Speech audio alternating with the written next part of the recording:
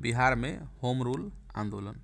Home rule league की स्थापना भारत में 1916 में हुई थी। एनी बेसेंट के द्वारा मद्रास में तथा बाल गंगाधर तिलक के द्वारा पूना में इसकी शुरुआत की गई।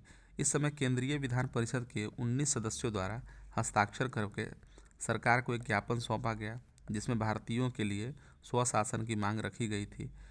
इन 19 सदस्यों में एक बिहार के मजहरूल हक भी थे। 16 दिसंबर 1916 ईस्वी को मौलाना मजहरूल हक के नेतृत्व में पटना में एक सभा आयोजित की गई, जिसमें बिहार होम रूल लीग की स्थापना का विचार विमर्श किया गया और परिणामतः बिहार होम रूल लीग की स्थापना हुई, जिसमें मौलाना मजहरूल हक अध्यक्ष, सरफराज हुसैन उपाध्यक्ष तथा चंद्रवंशी सहाय मंत्री बने। इस आंदोलन के अन्य सक्रिय सदस्य सरफराज हुसैन, हसन इमाम और पूर्णेंदु नारायण सिन्हा थे।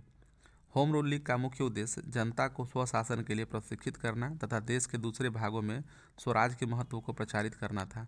लीग ने मुख्यतः वैधानिक गतिविधियों को महत्व प्रदान किया।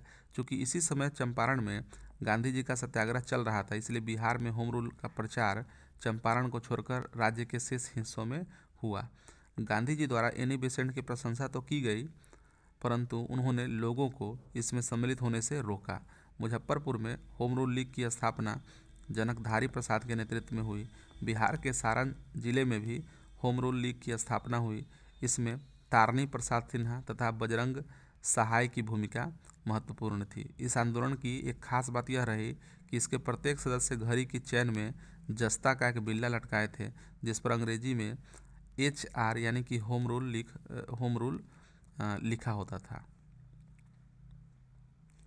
श्रीमती एनी बेसेंट के द्वारा भी होम रूल लीग के कार्यकलापों के सिलसिले में 2 बार पटना की यात्रा की गई।